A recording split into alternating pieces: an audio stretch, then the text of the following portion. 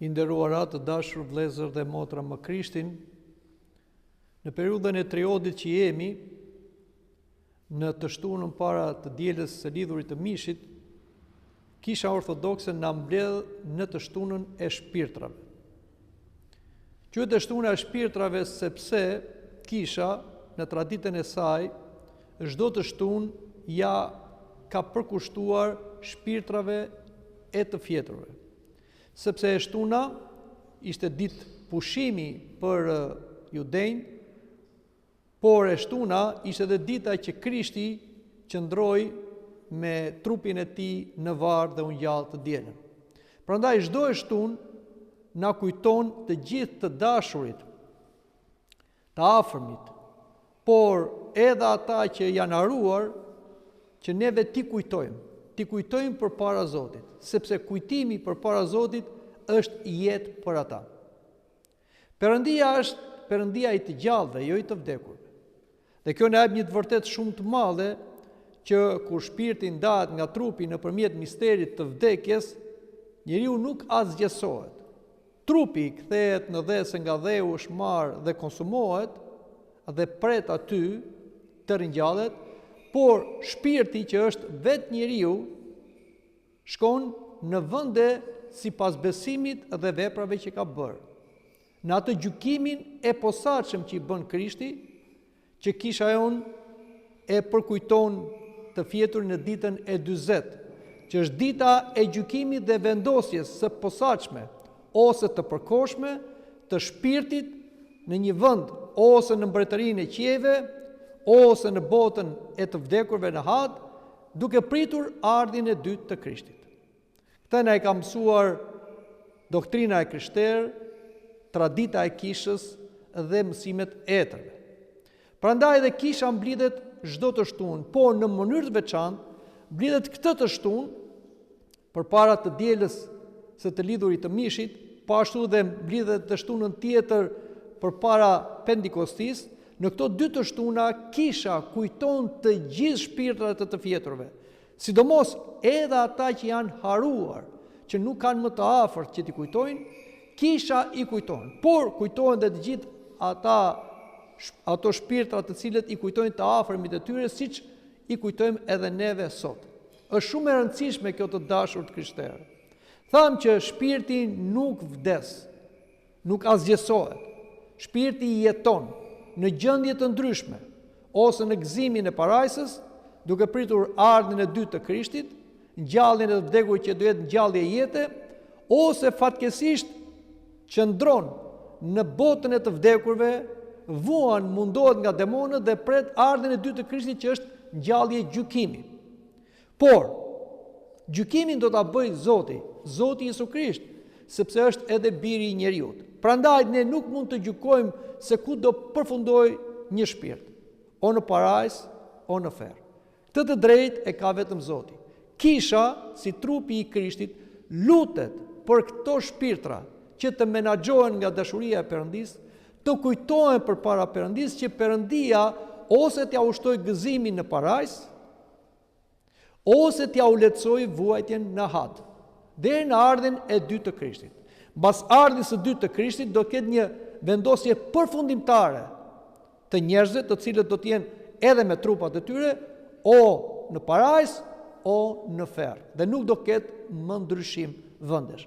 Por deri në atë kohë, që është dhe koha e fundit, atëre ne besojmë se ka ndryshime sipas mëshirës së Perëndis. Zoti nuk vepron pa shkak. Kështu që shpirtra që janë larguar nga kjo jetë nuk luten dot për veten e tyre. Nuk bëjnë dot asnjë të mirë për veten e tyre, po dhe asnjë të keqe, kuptohet, sepse ata janë jashtë kohe, jashtë hapësire. Vetëm brenda kohës dhe hapësirës që jetojmë neve tashti, kemi mundësi për të bërë diçka, për të bërë të mirën, por dhe për të ndryshuar të keqen. Në qoftë se ne largohemi, nuk ndryshojmë, mbetemi në atë gjendje. Por Zoti vepron nga lutja jonë e të gjallëve për të fjeturve. Ne lutemi për ata dhe japim shkak Perëndis të veprojë tek këto shpirtra. Ose, siç thash, për shtimin e gëzimit ose për lehtësimin e vuajtjeve.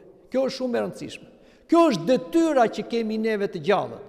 Jo vetëm të lutemi për veten tonë, që është e domosdoshme, sepse pa lutje nuk ka shpëtim, sepse Zoti respekton lirinë tonë, por ne duhet të lutemi edhe për të fjeturit. Madje Shën Joan Gojardi thot, ata që nuk luten për të fjeturit, ata bëjnë mëkat. Pra është detyrim çdo ditë të kujtojmë të gjallë dhe të kujtojmë të fjeturit. Por t'i sjellim emrat e tyre edhe në kishë. T'i kujtoj prifti në proskomidhi, në liturgjinë hyjnore, por dhe në të kremtet veçanta, siç është përkujtimoret e tyre, të tretat, të nëntat, të 40, 3 mujori, 6 mujori, 1 vjetori, dhe sa herë që ne të mundemi t'i kujtojmë ata. Jo vetëm t'i kujtojmë në lutje, e të ndezim qiri për ata, po të bëjmë dhe bamirësi për ata, t'ju falim borxhet, të zgjidhim ato zënkat, ose të gjitha çfarë ata kanë lënë nga mbrapa, sherret e diçka tjetër, dhe mos marrim hak për ata se është një mëkat dhe dëm i madh për ata. Dhe kështu pra ne bëhemi instrumenta që ata të ndihmohen nëpërmjet nesh. Por kjo është një e mirë dhe për neve. Sepse neve duke kujtuar shpirtat e të vdekurve ose të fjeturve në Zotin, ne kujtojmë se dhe ne do vdesim. Pra harrojmë ndonjëherë se jemi të vdekshëm. Mendojmë se kemi shumë kohë. Po vdekja vjen si hajduti, ashtu siç u erdhi dhe atyre. Kështu edhe neve bëhemi gati duke kujtuar ata veten tonë për t'u larguar nga kjo botë. Por dhe nëse ne do t'i kujtojmë ata, edhe ne do na kujtojnë të tjerët kur të largohemi nga kjo jetë. Por edhe diçka tjetër. Shpirtat e të fjeturve, sidomos ata që janë në mbretërinë e Zotit, luten për ne. Dhe sipas vendit që ata kanë, afrimit që kanë me Zotin, ata luten. Dhe është një dobi shumë e madhe për ne që jemi të gjallë në këtë botë, në botën e vështirësisë, luginës së hijes dhe të vdekjes, të lutet dikush për ne. Shpesh na ndodhin disa të mira në jetë dhe ne themi nga na erdhën këto. Shëndet, mbrojtje nga një vështirësi e madhe, nga një aksident ose një e mirë, por nuk erdhën rastësisht. Pavarësisht se Zoti bekon dhe dhuron të mira, por tham që Zoti do shkak. Dhe një ndër shkaqet janë dhe lutjet që bëjnë shpirtrat tanë, të afërmëve tanë, të dashurve tanë në mbretërinë e Zotit, luten për neve. Ata luten pa pushim. Kështu që edhe ne kemi detyrë të lutemi për ata. Kjo është dhe arsyeja që dhe kisha na fton. Dhe lutja është dhe kujtimi shpreh dashurisë. Dashuria nuk vdes. Ne mund të largohemi nga një njeri fizikisht, por shpirtërisht nuk largohemi. Edhe kur dikush shkon në një vend të largët, por dhe kur largohet nga kjo jetë, ne vdekjen nuk e shikojmë asgjësim, e shikojmë si një largim të përkohshëm. Me shpresën, në ardhmën e dytë të Krishtit, në ngjalljen të vdekurve do të takojmë me ata njerëz. Por deri në atë kohë duhet t'i kujtojmë ata. Kjo pra të dashur të Krishtit është detyra që kemi neve për shpirtrat e të fjeturve. Dhe këtë duhet ta bëjmë jo vetëm të shtunave, por çdo ditë, jo vetëm 2 të shtuna, por çdo të shtunë. Është e mirë që të shkojmë në kishë dhe t'i kujtojmë shpirtrat e të fjeturve. Kjo është detyrë që kemi. Mos harroni këtë. Është detyrë dhe është e domosdoshme dhe është e nevojshme. Kemi shumë për të thënë për këtë ditë, por neve duhet të mbajmë ato çfarë na thot tradita e kishës. Edhe diçka tjetër që dua ta them, ndoshta nuk ka lidhje fare me shpirtrat e të fjeturve, me shtunën e shpirtrave, po sot është dhe një ditë që është futur në kalendarin ton kishtar, dita e Shën Valentinit. Është një shenjë martir i shekullit të 3, i cili është martirizuar në Rom në kohën e perandorit Klaudi II për të mbrojtur martesën, sepse ai martonte ushtarët të cilët nuk i lejonte perandorit martoshin, ushtarët e krishterë. Dhe i martonte fshehurat sepse martesa është një nga misteret e kishës. Për këtë ai u arrestua, u dënua me prerje koke dhe përfundoi si martir. Dhe mund ta quajmë një mbrojtës të martesës dhe mbrojtës i njerëzve të cilët e duan njëri tjetrin në të vërtetë, jo në mëkat. Dhe është bërë, duke filluar që nga shekulli 15 dhe më vonë është bërë një traditë që tani është bërë një festë kulturore, botërore, Shën Valentini. Por e keqja është se shenjtorët e kishës, si Shën Nikollën ose Shën Vasilin ose dhe të kremtet e kishës, si Krishtlindja e tjera, bota ose fryma antikrishtit kërkon ti tjetërsoj.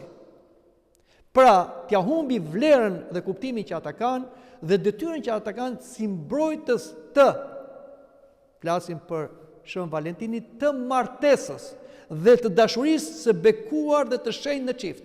Por Shën Valentini nuk është kodoshi që mbron të dashurin në thonjza ata që bashkojnë vetëm trupërisht, pas një qëllim, që bashkjetojnë për qef dhe për kënaqësi pakuror dhe ata që tradhtojnë njëri tjetrin në martesë.